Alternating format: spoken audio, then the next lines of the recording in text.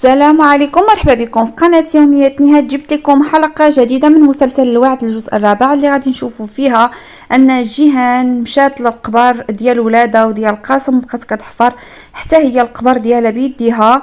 تما غادي تجي لعندها وردة وغادي تقول لها اش هادشي هذا اللي كديريه.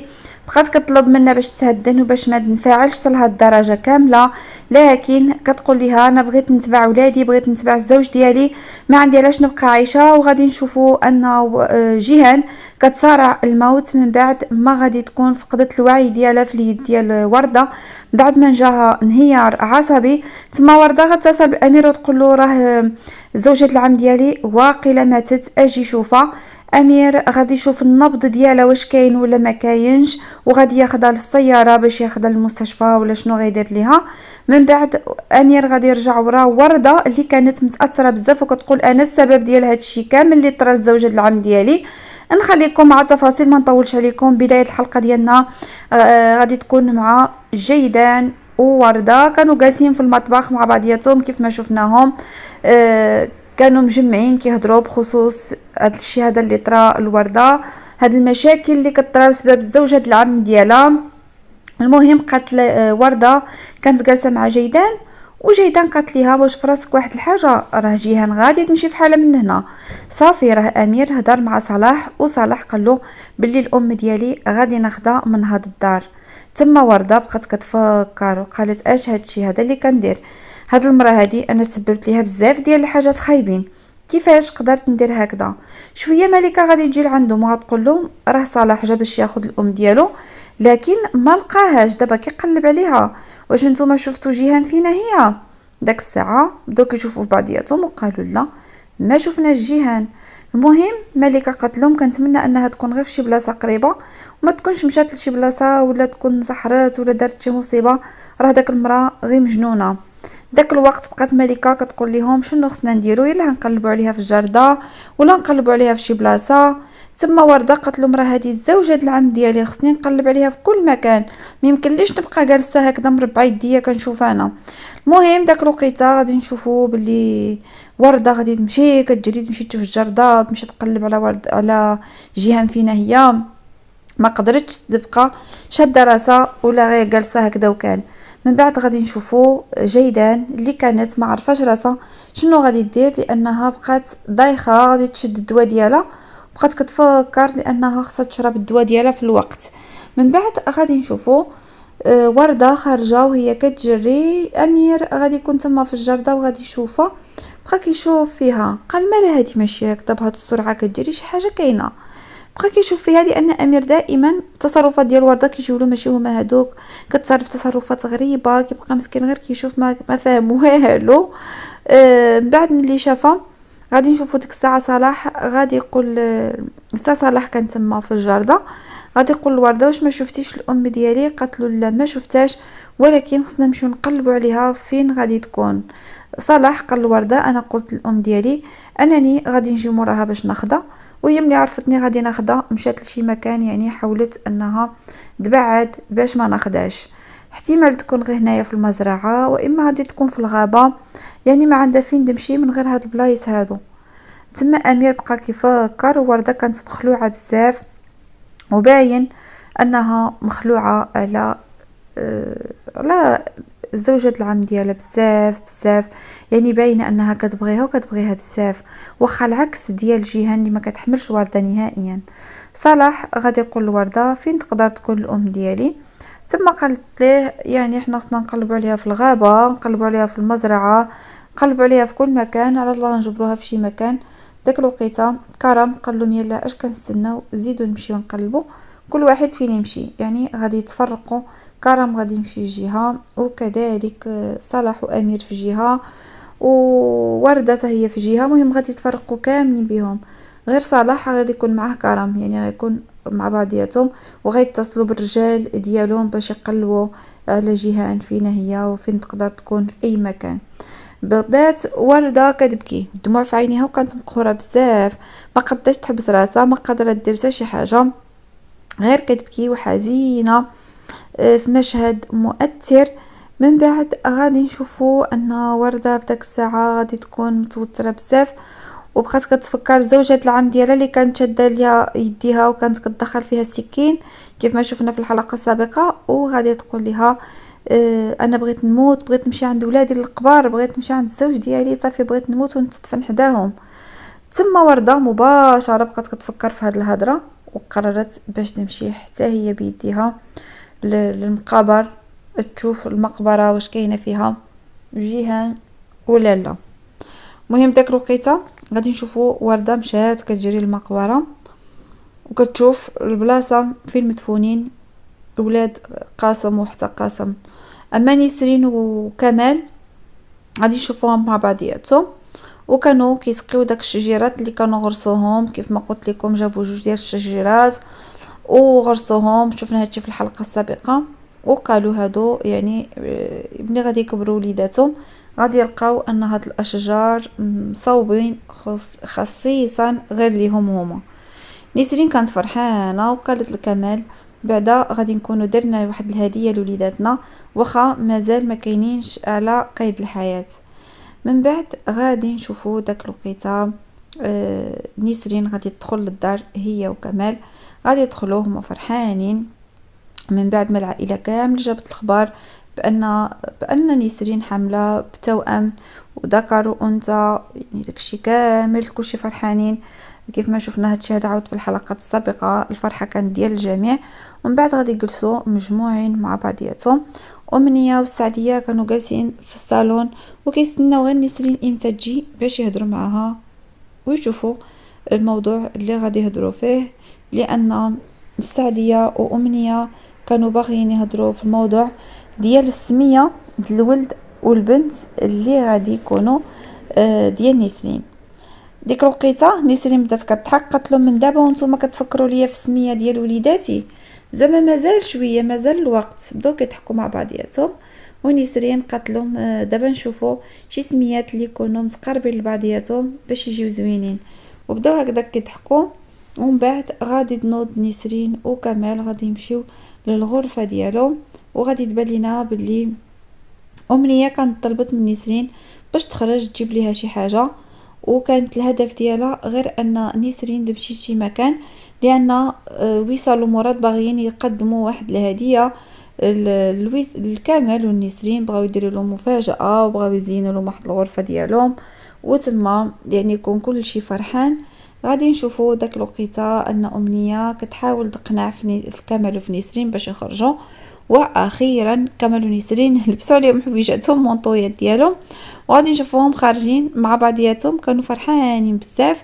داك الوقيته نسرين لبست عليها وكمال باقي عاد كيلبس عليه، يعني قالت لهم سيروا دغيا مشي جيبوا لنا داكشي اللي بغينا. المهم بغاو يخرجوهم بالف كشيفه باش خرجوهم من الدار، وكان مراد ووصال كيستناو غير امتى تخرج نسرين وكمل باش هما يدخلوا ويكملوا المفاجاه ديالهم. وكانوا شراو هدايا وشراو بزاف ديال الحاجات اللي غادي يزينوا بهم الغرفه. المهم وصال غادي نشوفوها كتقول لمراد راه خصنا ندخلوا بسرعه باش نقضوا الامور قبل ما يجيو هما، خصنا نقضوا الدار ونقضوا كل شيء باش كل شيء يكون هو هذاك. صافي داك الوقيته يلاه مشات نسرين وكمال غبروا، وداك الوقت غادي نشوفوا مراد ووصال داخلين للدار دغيا. دقوا في الباب، حلت ليهم السعديه وقالت لهم اولادي فين تعطلتوا بزاف، راه انا من قبيله وانا كنستناكم غير امتى تدخلوا، لان الشغل اللي غادي يمشي يقضي كمال ونسرين دغيا غادي يتسالى ما غاديش يتعطل. دابا هما جاو وتما قال لها مراد حنايا بقينا غير مخبيين حتى يخرجوا باش ندخلوا حنايا. هادشي هذا باش يعني ماشي حنا كنا مأخرين وانما كنا غير مخبيين، ما بغينا حتى شي حد يعاقبنا حتى نقدموا ليهم هاد الهديه هذه وهاد الحفله اللي غادي تكون رائعه. وهنا غادي نشوفوا السعديه قالت لهم وزيد ودغيا زربوا، راه الوقت ما باقيش باش نقضوا هاد الامور كامله، راه كاين بزاف ما يدار. وتسعديه حتى هي موجده الحلوى وموجده الشي ديالها، المهم كل واحد وشنو مقاد، كل واحد وشنو مصاوب.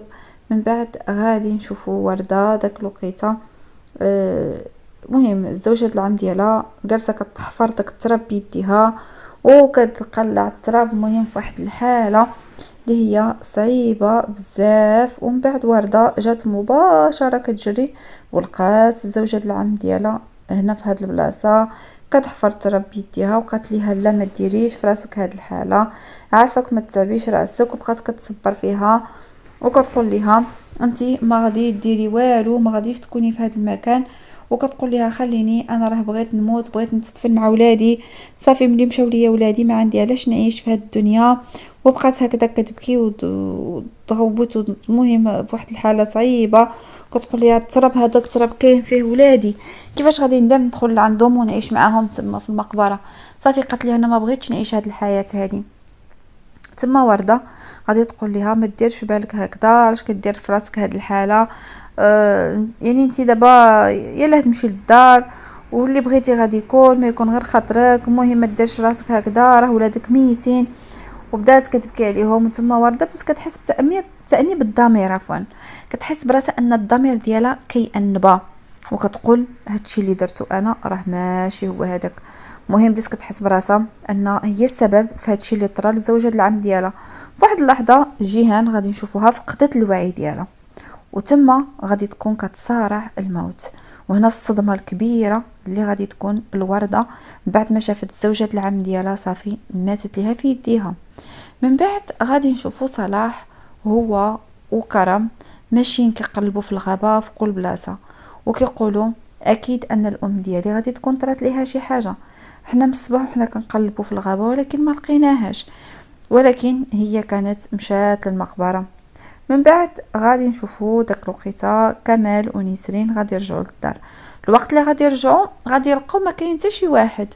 بداو كيقولوا فين هما، ما كاين حتى واحد هنا في الدار.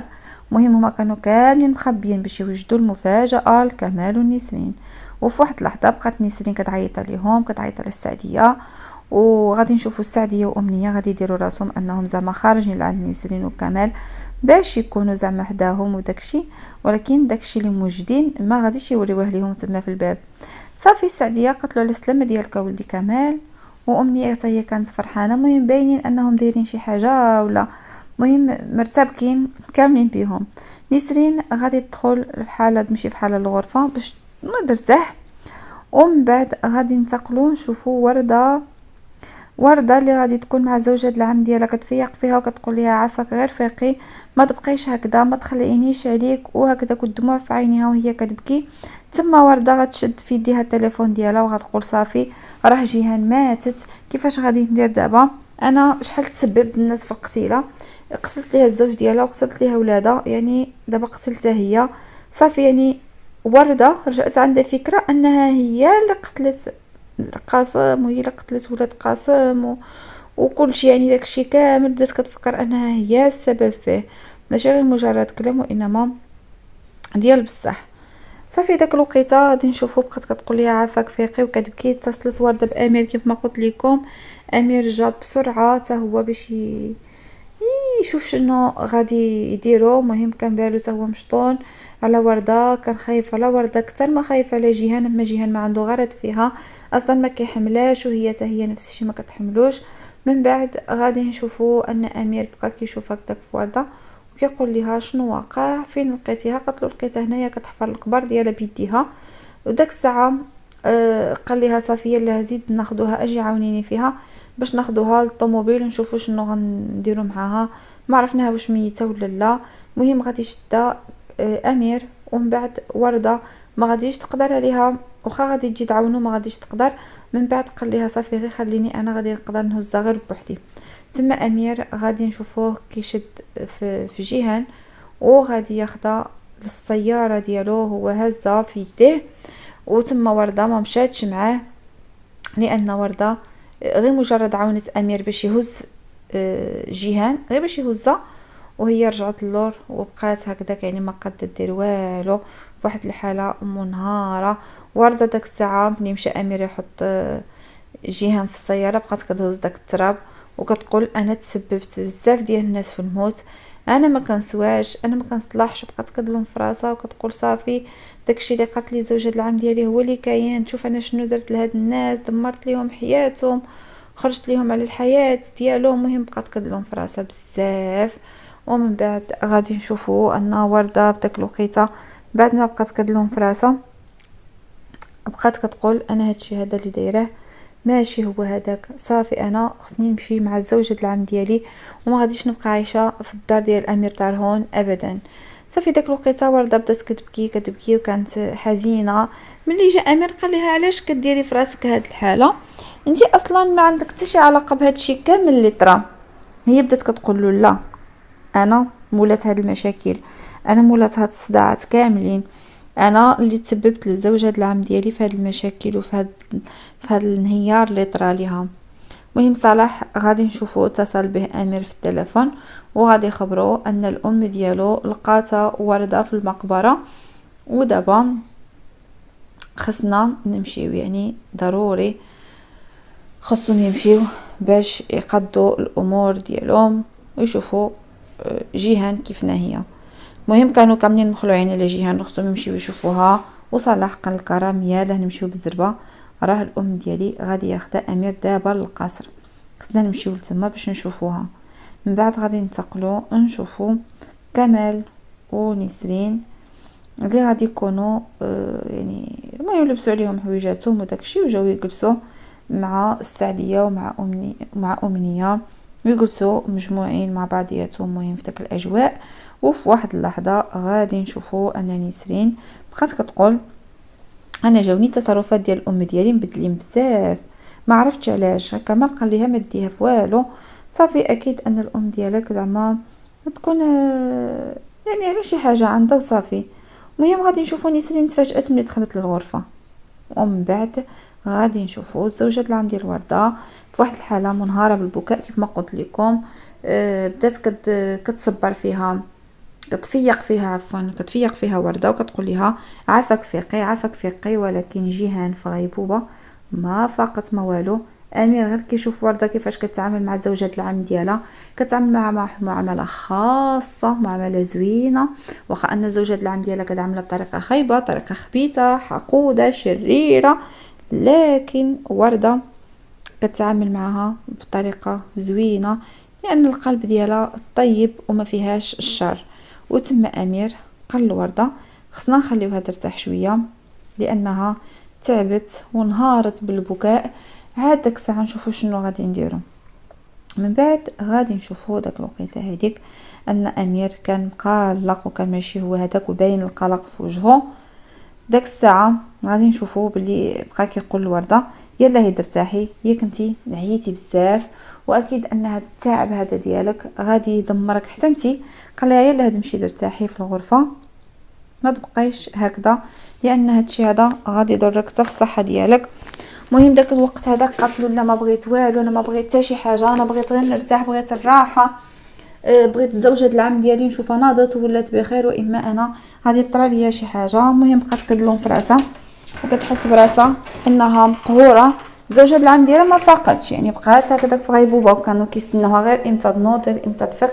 ودابا الساعه كتطلع عليها ورده وكتبكي وشاده ليها في يديها.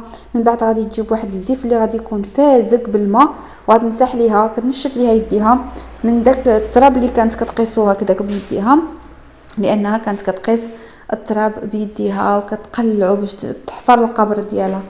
تما ورده قالت الامير انت غير سير دير اللي بغيتي ودير اللي عجبك، ولكن انا غادي ندير داكشي اللي بغيت حتى انا. المهم بقات كتمسح ليها في يديها وتما قالت له اتصل بصلاح وعاود اتصل به قول له راه الام ديالو كاينه هنايا. وداكشي اللي غادي دير غادي نشوفوا بلي ورده كتبكي ما قداش تحمل داكشي كامل اللي شافت. بقات كتمسح بكلينكس فازك، كتمسح اليدين ديال جيهان وكتقص ليها في راسها وكتحاول تفيقها، كتحاول تهضر معاها، كتحاول دير شي حاجه زعما زوينه ليها.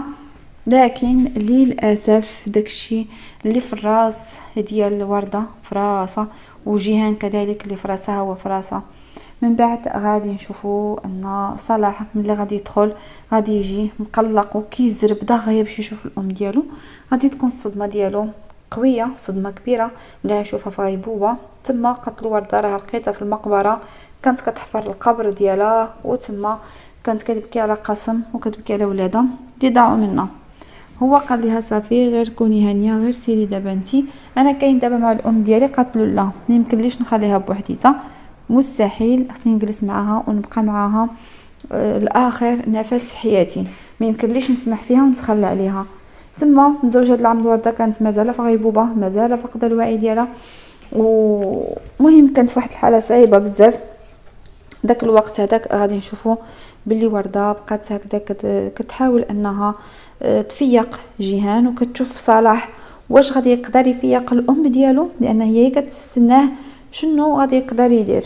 هو فعلا ما قد يدير حتى شي حاجه لان الام ديالو هي حداه، ولكن كيستناها تفيق لانها دخلت في واحد الغيبوبه، ما عرفوش واش غادي تعيش ولا غادي تموت. وصلاح بقى كيفكر يعني هادشي كامل اللي طرا بسبب الانتقام اللي كان باغي ينتقم وما انتقموش، وما عرفش صلاح واش يلوم راسو ولا يلوم الام ديالو، ما عرف راسو واش غلط ولا على صح. المهم بقى تالف. وردة بالنسبه ليها ان جيهان كتبقى تفكر فيها وكتقول ضروري خصني نعاونها، ضروري خصني ندير ليها شي حاجه، خصني نساعدها. المهم بالا مشطون من جهتها بزاف، ما قداش تدرته. داك الوقيته غادي نشوفوا وردة قالت لصلاح انا غادي نخرج نشم شويه ديال الهواء وغادي نرجع. داك الوقيته غادي تبان لينا ان وردة فعلا خصها تخرج تشم شويه ديال الهواء، وقالت لصلاح شويه وغادي نجي، الا احتجتيني عيط ليا. مهم يعني كتاكد عليه باش يعيط ليها الا احتاج في شي حاجه. وتما صلاح بقى كيشوف كرم، عرف ان هادشي هذا ماشي هو هداك، يعني هاد وردة هادي متعلقه بجيهان، واخا شوف جيهان شنو كدير معاها هي متعلقه بها بزاف. داك الوقيته وردة بقات هكذا كطلع على زوج هاد العام ديالها، والبال ديالها مشطون، ما قداش كاع تمشي. واخا قالت له انا غادي نمشي، بقات شحال وهي كطلع عليها كتمنى انها تفيق وتشوفها بخير وتشوفها مزيانه. من بعد غادي نشوفوا امير كان كيلعب مع ولدو يانيس، كيلعبوا مع داك الارنب اللي كان لقاتو وردة وجابتو ليهم. وردة ما شافتهمش، ما شافتش امير ويانيس جالسين مع بعضياتهم كيلعبوا. هي ملي خرجت من الدار غادي تكون خرجت من باب الدار وهي غير كتبكي كتبكي كتبكي، ما قدرتش توقف على البكاء، يعني كانت منهاره بالبكاء. صافي داك الوقت هذاك غادي تبان لينا بلي وردة يعني بقات هكذا كتبكي. وامير ملي قلب وجهو شاف وردة كاينه تما، بقى كيشوف فيها وكيتمنى انه زعما تهضر معاه ولا شي حاجه، لكن وردة ما غاديش تهدر. ما شافتهمش كاع، كانت غير كتبكي. يعني داكشي كامل اللي دايره فيها زوجة العام ديالها نساتو، خلاتها دير فيها ما بغات. هاد وردة هادي فعلا خصها اللي يتعامل معها بهذا الاسلوب الخايب، لانها تستاهل، لان داكشي كامل اللي دارته معاها كانت خصها تبعد بحال عليها، لان شي نهار ممكن انها تقتلها بسهوله وما كاينش حتى شي واحد اللي غادي ينقذها منها. يعني غادي تكون بين يديها وغادي دير فيها ما بغات. يعني وردة داك الوقيته بقات كتذكر، المهم كنشوفوها كتفكر داكشي اللي فات، والزوجة العام ديالها من جدت عليها السكين بغات تقتلها كيف ما شفنا في الحلقه السابقه، والفيديو عندي في القناه اللي بغى يدخل لي يشوفوا وكاين كامل بالتفصيل. المهم داك الوقت غادي نشوفوا باللي بقات وردة كتفكر كذلك حتى المشهد اللي كانت كتهدد فيه زوجة العم ديالها، الوقت اللي كانت كتقول لها انا غادي ننهي لك حياتك، انت قتلتي لي ولادي، انت خرجتي لي على حياتي، ما بغيتيش ديري لي الوليدات، لان كانت بغات تطلب منها باش دير ليها وليدات مع امير مع صلاح. المهم بقات كتبكي كتبكي وبقات كتذكر غير داكشي ديال الماضي، وكان قلبها كتحس به محروق على زوجة العام ديالها. ووردة قالت صافي انا قررت القرار الاخير، غادي نمشي لعندهم وغادي نخبرهم. وبقات كتذكر اللحظه اللي كانت زوجة العام ديالها شداتها وكانت شداها وكتعامل معها بواحد العنف واحد القوه وخنقاها، وكانت الوقت اللي كانت كتخنقها بغات تقتلها، يعني كانت باغا ليها النهايه ديالها، لكن اخر لحظه كانت جات جيدان وهي اللي نقذاتها. والفيديو كذلك كاين في القناه اللي بغى يرجع ليه يشوفوا الحلقه كامله عندي في القناه. من بعد غادي نشوفوا وردة قالت صافي انا ضروري خصني نمشي عند زوجة العام ديالي. ما عرفناش شنو غادي دير، المهم مشات غنشوفوها ماشيه بسرعه. امير ملي شاف وردة بديك الطريقه كتصرف ما عرفش علاش، بقى كيشوف قال وردة ما يمكنش تمشي هكذا بسرعه كتجري والا كاينه شي حاجه. المهم بقى متردد وكيقول شنو غادي يكون.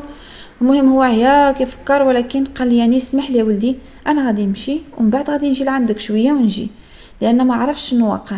وردة طلعت كتجري بسرعه وجات عند زوجة العم ديالها وهي وصلاح كانوا تما جالسين، ودخلت وبقات غير كتشوف فيها وكتفكر شنو غادي دير، يعني صافي باش تاخذ القرار النهائي. يعني وردة بوحديتها اتخذت واحد القرار وبقات يعني مصرة على القرار اللي اتخذته، وقررت باش تخبر به الجميع. طبعا حتى شي واحد ما كان فارض عليها شي حاجه، يعني هي اللي دارت هادشي هذا غير بوحدها بالخاطر ديالها، حتى واحد ما فارض عليها شي قرار ولا شي حاجه. المهم هي صاحبه القرار. المهم وردة قالت لصلاح انا اتخذت واحد القرار، ودابا غادي نقول لك شنو هو هذا القرار. هذا اخر قرار اتخذته، ما غاديش نتراجع فيه بسبب تزوج هذا العام ديالي. داك الوقت هذاك غادي نشوفوا ان وردة كانت حزينه ملي قالت هذا الكلام. صلاح ما عرفش شنو كاين، ما عرفش شنو بغات منه وردة بالضبط، ولكن بقى كيتصنت عليها. وردة قالتلو انا بغيت نتزوج بيك. تما كانت الصدمه ديال امير اللي ما تقبلاش نهائيا، مسكين بقى سد على عينيه كيف ما شفنا في الصوره، صدمه كبيره. تما امير كان غير بالصدفه جا، وغير صدفه شاف ورده كتهضر مع صلاح، وكان بعيد يعني واقف غير في الباب ديال الغرفه، ماشي ما شافتوش ورده، ما شافت حتى شي حاجه، كانت غير كتهضر مع صلاح. وقالت له انا قررت باش نكون الزوجه ديالك المستقبليه ونكمل الحياه ديالي معك ونكون الحبيبه ديالك. داك الوقيته ورده من بعد ما كملت الهضره مع صلاح ورفضه، قال ليها لا انا ما بغيتكش تكوني الزوجه ديالي، بركه غير داكشي اللي داز. وتما امير دخل بالصدفه كيف ما قلت لكم، وسمع ورده كتطلب الزواج من صلاح، ما عجبوش الحال. وتما ورده مشات لعندو كتجري، بقات تبعاه وكتقول له عافاك غير سمعني نهضر معاك.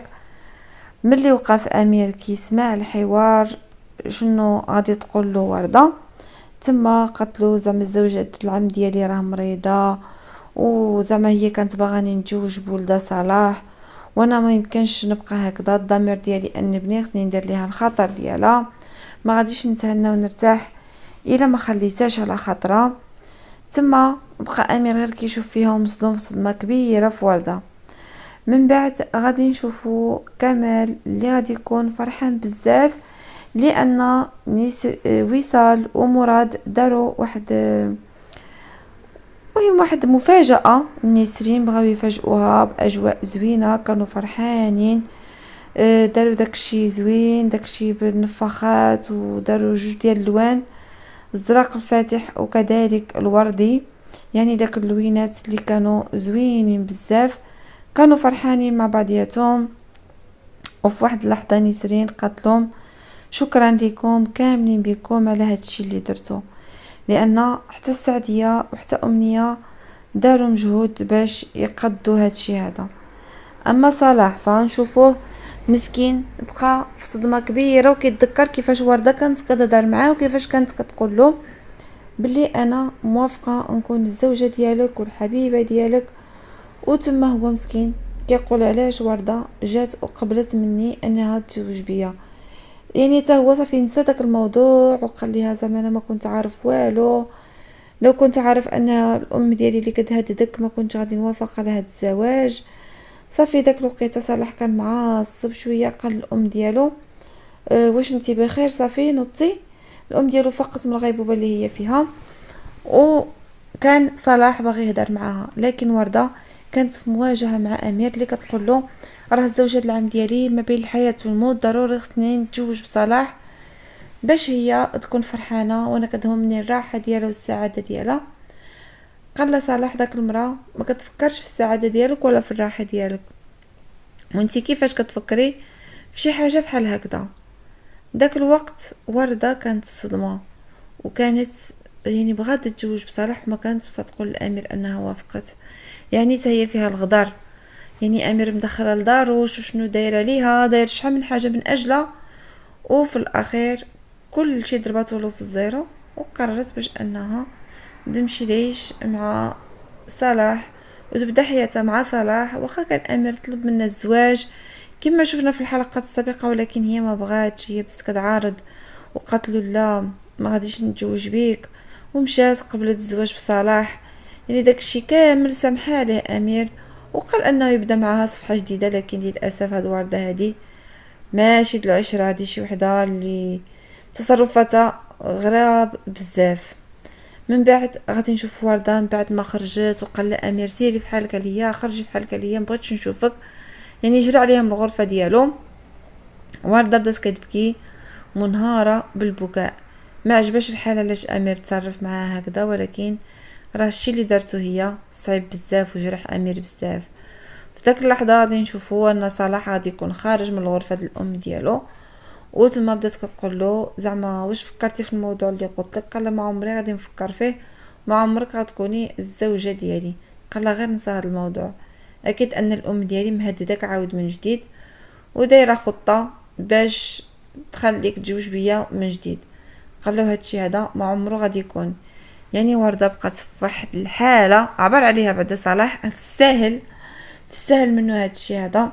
يعني داكشي كامل اللي داير امير بسبته، وقف معاها كيخاف عليها، داكشي كامل خلات امير مشات عند صلاح اللي عاد بان مؤخرا يعني في الحياه ديالها.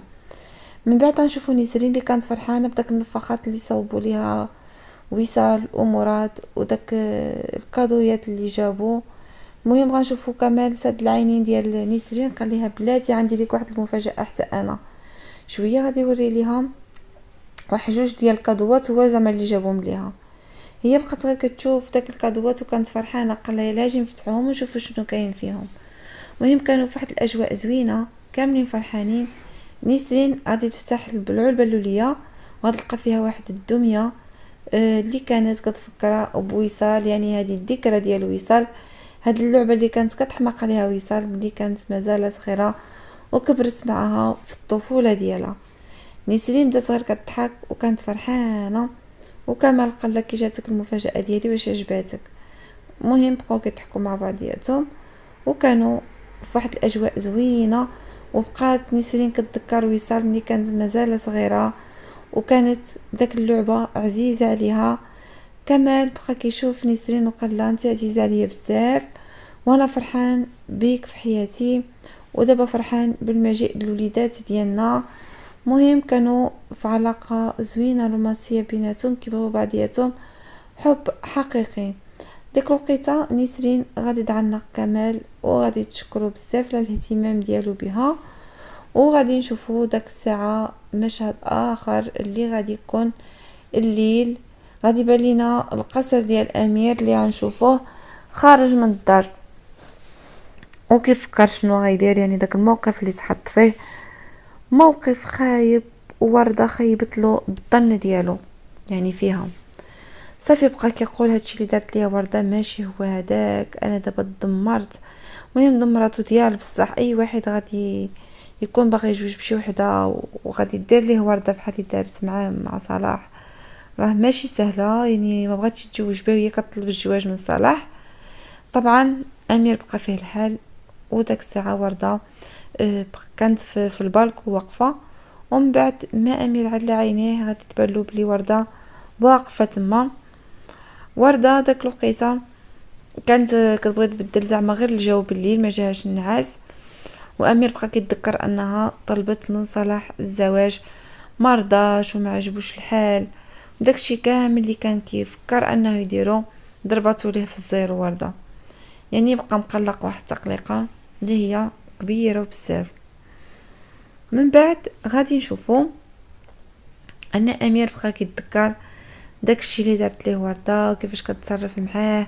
المهم بقى مسكين على اعصابو شويه. ورده نشوفوها حتى هي ما جاش النعاس بالليل، بقات كتفكر جالسه كتفكر في داكشي اللي فات، كتفكر في الذكريات ديالها طبعا مع امير وكيفاش ترفضاتو. وغادي يبان لينا صلاح اللي غيمشي للمقبره في داك الليل حتى هو مسكين بزاف د الحاجات كثروا عليه. وتما غادي نشوفو معاه كرم. تما ديك الوقيته مشى صلاح يعني عند الاب ديالو قاسم وبقى كيقرا عليه الفاتحه وكيدعي الادعيه، وكان معاه حتى كرم يعني كانوا بجوج بهم كيدعيو مع قاسم. وفي واحد اللحظه غادي نشوفو صلاح كيشد في داك التراب وقال له بابا انا جيت لعندك نخبرك بواحد الحاجه بغيت نديرها. انا راه ما غاديش ننتقم من العائله ديال طرهون، انا كملت الانتقام ديالي ودابا انا هاني ما غادي ندير حتى شي حاجه اللي هي خايبه. دابا صافي داك الموضوع حنا سديناه وجيت لعندك نخبرك به، ما بغيتش نخليك ما عارف والو. مهم داك الوقت هذاك غادي يبان لينا بلي صلاح كان كيحاول يهدر مع الاب ديالو ويبين له انه صافي ما غاديش ينتقم، لان كان وعدو بلي غادي ينتقم منه. ولكن ملي وصلت الامور حتى لهاد الدرجه، الامور تعقدت بزاف وتشبكت بزاف، يعني ما بقاش الكلام داك الساعه، اضطر انه يبقى ساكت، واضطر انه يعني صافي ينسى الموضوع ديال الانتقام. خصوصا ملي الام ديالو شنو طرا ليها، بقى كيتفكر صالح داكشي اللي كدير الام ديالو، يعني بغات تتزوجو غير بزاز. بدات كتقول له زعما شوف يدي كيفاش مضروب، كانوا غياكلوك الدياب ملي كنتي صغير، ودابا انت اللي خصك تنتقم للناس اللي اداونا في حياتنا، انت خصك تضحي بحياتك من اجلي. بقى كتذكر داك الكلام كامل اللي كانت كتقول له الام ديالو، وبقى هكذا كيفكر حزين بزاف، وهو مأثر وكيوعد الاب ديالو انه صافي غادي ينسى المسألة ديال الانتقام، ما بقى عنده بها غرض، ما بقاتش نافعه في حياته. من بعد غادي نشوفو صلاح بدا كيف كارو غادي ينوض في حاله صافي باش يمشي، لان صافي هو جا غير يهضر مع الاب ديالو ويقول له انني ما بقيتش غادي ننتقم. شاف راسو انه يعني المشاكل كتزيد غير تكبر كتر وكتر، وهذا الانتقام هذا ما منه حتى شي مصلحه، منه غير مشاكل والبلعه ديال بزاف ديال الامور كتعقد، والحياه ديالو حتى هي ترونات، خصوصا ان الام ديالو تصرفت معاه هكذاك. من بعد نشوفو نسرين وكمال بالليل مع بعضياتهم في الغرفه، ونسرين قال ليها كمال واش ما غاديش تجي تنعسي تبقى هكذا فايقه، راه الولاد ديالنا خصهم يرتاحوا، انت كنشوفك تعبانه بزاف. قالت له نسرين لا انا جايه دابا. وداك الوقت غادي نشوفو كمال اللي كان فرحان بنسرين معاه، صافي دابا ما يبقى يمشي لا الخدمه لا الشركه لا حتى حاجه، غادي يجلس يحدي نسرين عندها دير شي حركه ولا تنفعل ولا تتحرك ولا مهم اي حاجه. من بعد غادي نشوفو كمال في داك الساعه هذيك المهم بقى كيهضر مع نسرين كيقول ليها خصك تحافظ على الجنين ديالنا، ما تسحبيش راسك. قالت له زعما غير كون هاني. قال ليها بغيت نطمن على وليداتي نشوفهم واش ناعسين ولا كيتحركوا، وتما غيقيس الكرش ديالها بيديه، وفعلا غادي يكونوا داك الوليدات كيتحركوا في الكرش ديال نسرين. تما نسرين بدات كتصانت على كمال وخلاتو يطمن زعما باش يعرف ان وليداتو كاينين مازالين حيين، وبداو كيضحكوا في واحد الاجواء اللي هي رومانسيه ما بين كمال وكذلك نسرين. ومن بعد غادي يقول لها ربي يخليك ليا، وانا زعما فرحان بزاف بالمجيء ديال هاد الوليدات اللي ما كناش دايرين ليهم الحساب بالمره. وبقاو هكذا كيهضروا مع بعضياتهم وكيضحكوا، ونسرين بقات كتذكر المشاهد القديمه اللي كانت، يعني داك الذكريات زمان بقات كتعاود الرجعه اللي كانت كتفكر في وصال وكانت خايفه على وصال. المهم داكشي كامل اللي فات من قبل ولات كتفكر فيه من جديد، وكمال ولا كيضحك لان نسرين كتفكروا بالذكريات اللي هي قديمه بزاف. وهنا غادي ننتقلوا المشهد اخر من بعد ما غادي يكون جا الصباح. ملي غادي يجي الصباح غادي نشوفوا كرم جا باش يشوف فاتن، والصدمه هو انهم غيكونوا مع بعضياتهم كيهضروا غير تما في الجردة. وكان عفوا كرم كيسول فاتن على جيهان كيف هي، وداك الوقيته فاتن غير بالصدفه غادي يبان ليها الخاتم الزواج، وداك الخاتم ديال جيهان، يعني الخاتم اللي كان دايره ورده في يديها وكان حيداته من يديها وعطاته لصلاح، وكان امير شد داك الخاتم ورماه للزنقه يعني في الشارع كيف ما احنا كنا شفنا. وفاتن هي اللي غادي تلقى داك الخاتم غير بالصدفه، وملي غادي تلقاه غادي تقول لكرم هاد الخاتم هذا غادي نمشي نديه للزوجة العم ديالي، لانني انا متاكده انه هاد الخاتم هذا ديال جيهان. تما بقات شاده في يديها وقال لها صلاح ارى نشوف هاد الخاتم. بقى كيشوف وتأكد ان هذا الخاتم بصح ديال جيهان، يعني هذا هو الخاتم الخطوبة اللي كان عند وردة. داك الوقيته بقاو في صدمة كبيرة، كيقولوا هذا الخاتم هذا اش جابو لنا هنا. المهم صلاح غيتصل بكرم وغادي يقول له فينك انت، قال له انا في القصر، وغادي يخبروا على الخاتم اللي لقاتو فاتن مرمي تما في الحديقه، ولكن ما غادي يقول له حتى شي حاجه، يعني ما غاديش يكون باغي يهضر معاه في هذا الموضوع نهائيا، يعني كان عنده امور اخرى مشغول بها كيهضر بها. من بعد غادي تقول له فاتن انا غادي نمشي عند جيهان نعطيها الخاتم، وطبعا كرم غادي يمشي لان صلاح كيستناه. بعد نشوفو يانيس ملي ناض كيقلب على وردة فين هي، ما غاديش يلقاها، وداك الساعة غادي نشوفو بلي امير بقى كيقول لولدو اليوم غادي نخرجو، غادي نمشيو لمكان زوين في الغابة، ما غاديش نبقاو جالسين في الدار ولدي. المهم بغى يخرج ولدو لان عارف ولدو انه محتاج ليه ومحتاج ليه بزاف. تما غادي نشوفو بلي يانيس كان فرحان لانه يخرج مع الاب ديالو، وكان كيطلب من بابا باش تمشي معهم البنت السحريه، لكن امير مستحيل غادي يقبل هذا الوضع هذا. من بعد ما دارت ورده داك الشوهه الامير، يعني شي حاجه ماشي سهله، داك الشوهه اللي دارت عليه يعني ما بقاش قادر يدير حتى شي حاجه. صافي داك الساعه جمعوا الاغراض ديالهم وجمعوا داك الارنب باش يمشيو يطلقوه في الغابه من جديد. وتما ننتقلوا نشوفوا كمال ونسرين خارجين من الباب مع بعضياتهم.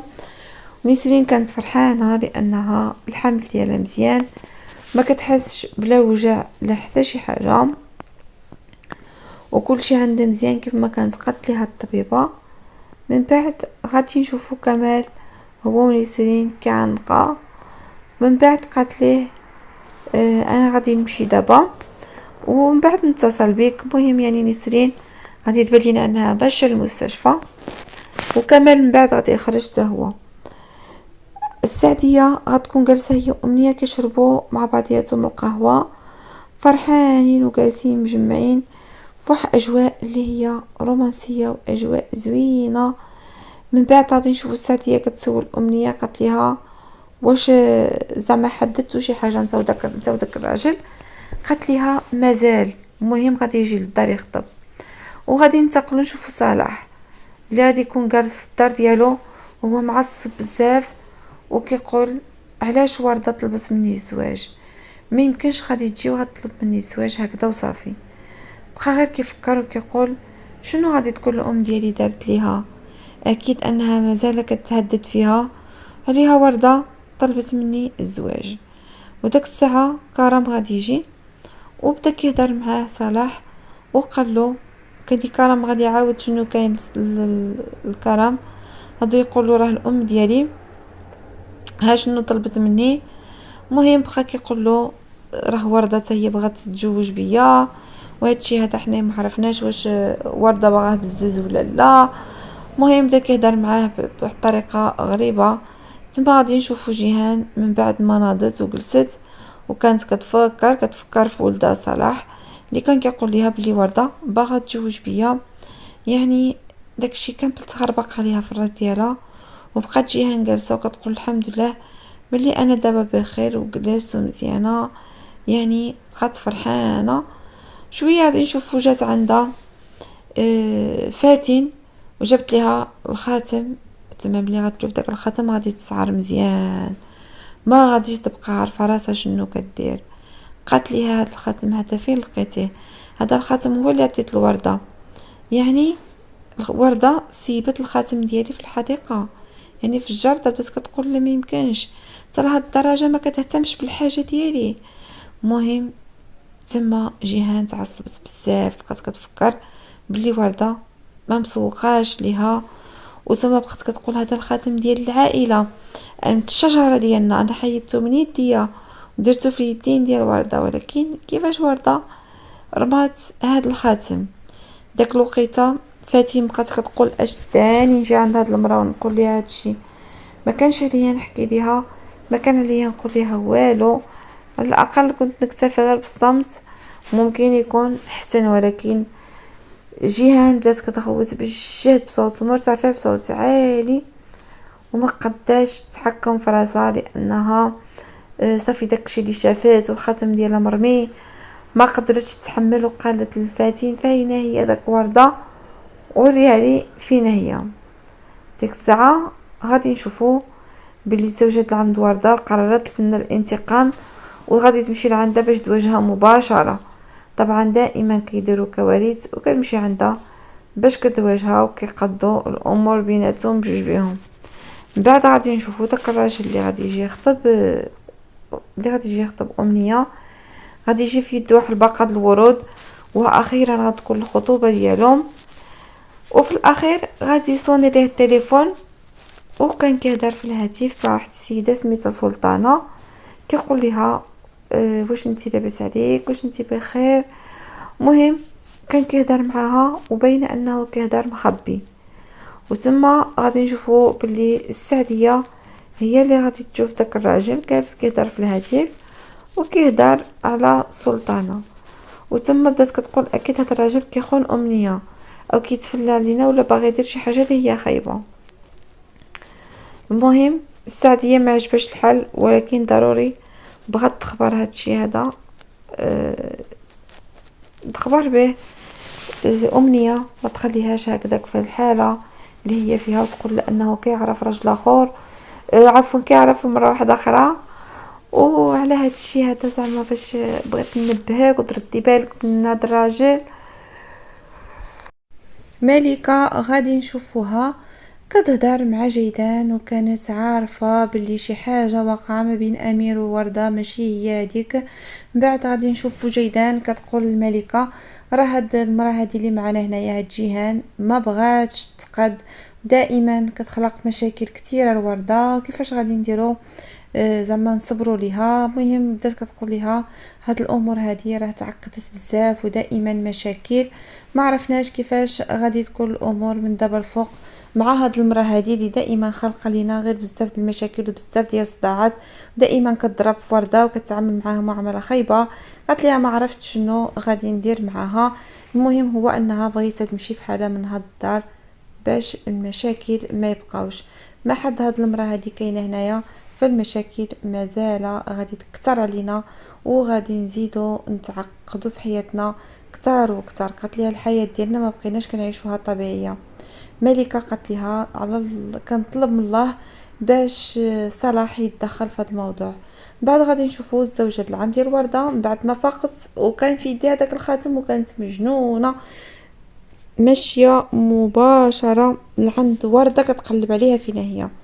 ثم وردة كانت على النية ديالها ومشات لعندها جيهان كتغوت عليها، قالت ليها مازال عاد كتشوفي فيا ومخرجه فيا عينيك. هي بقات غير كتشوف ما فهمت والو. جيهان بقات كتغوت على وردة بصوت مرتفع وكتقول ليها هذا الخاتم ديال العائله، الشجره ديال العائله ديالنا، كيفاش قدرتي ضرمي هذا الخاتم وتحيديه من يديك. وبقات كتغوت عليها بالجهد تما في القصر، ولكن ما كانوش تما لا جيدان ولا ملكه، كانوا في الجرده جالسين كيف ما شفناهم قبل قليل. تما بقات مصدومه وردة ملي شافت هاد الحالة اللي فيها جيهان، هاد الغوات ديالها اللي كتغوت وهاد الطريقة كيفاش كتهضر معاها، يعني عاود بحال اللي مهجم عليها جاية باش تضربها. وبزاف على هاد الحلقات اللي كنشوفو كاملين جيهان كتضرب في وردة غير ساكته ليها ومتقبله هاد الوضع، يعني كترو بزاف. واخا تكون هاد الوردة هادي حجرة ما كتحس ما والو، ما غاديش تقدر تصبر حتى لهاد الدرجه للزوجه العام ديالها. واخا تكون كتحترمها ولكن ماشي بالضروره انها تبقى معها في نفس الدار او تمشي. على الاقل انها ملي كانت جات جيهان للدار ديال امير كانت تمشي هي بحالها عند العم حسن باش الامور تتكلم وتتقاد. المهم جيهان غادي تبان لينا باللي باقا كتغوت على وردة بدات غير كتبكي، صافي ما قادة تقول ليها والو. وكتقول لها جيهان انت خرجتي لي على حياتي، دمرتي لي ولادي، دمرتي الزوج ديالي، ما خليتي فينا حتى شي حاجه. قالت لها انت واحد الانسانه فاسده، واحد الانسانه ما كتسوايش. وبقات هكذا كتغوت عليها وكتفكرها بالذكريات الحزينه ديالها، ديك الذكريات الخايبين اللي كانت ورده معقده منهم. وكان قاسم كيعتدي على جهه على ورده ملي كانت مازال قبل ما تعرف امير، يعني ملي كانت في الضيعه ديالهم قبل ما تهرب. وداك الوقت اللي كانت بغات تتزوجوا، يعني كان قاسم بغى يجوج ورده وهي كانت هربت ليه باش جات لعند العم حسن وقالت له خبيني راه كيقلبوا عليا باغيين يجوجوني. داك الوقت هذاك بقات كتذكر ورده داك المأساة اللي دازوا عليها، وكيفاش قاسم كان كيضرب ورده وكيفاش كان كيتعامل معاها. كان كيتعامل معاها واحد المعامله اللي هي خايبه بزاف، بحال كانها شي خادمه عندهم تما في الدار. يعني ورده كانت كيعتدي عليها قاسم بزاف. بعد ما فكرت داكشي كامل اللي فات وهربت من داك الراجل اللي كان بغاو يجوجوه ليها بالزز، داكشي كامل فكراتو وبقات هكذاك سد عينيها وهي كتألم وكتبكي. اما امير فغادي يكون ماشي هو ولده ماشي للغابه باش يدوزوا اوقات زوينه مع بعضياتهم. وهنا غتسالي الحلقه ديالنا اللي كانت فيها احداث زوينه. نتمنى الفيديو ينال الاعجاب ديالكم. الى عجبكم الفيديو ما تنساوش ديروا له جيم باش تشجعوني نحط لكم المزيد من الفيديوهات الاخرى من مسلسل الوعد قبل عرضه على قناه دوزيم ان شاء الله. شكرا لكم على المتابعة وانتظروني في الحلقات الجاية. إلى اللقاء.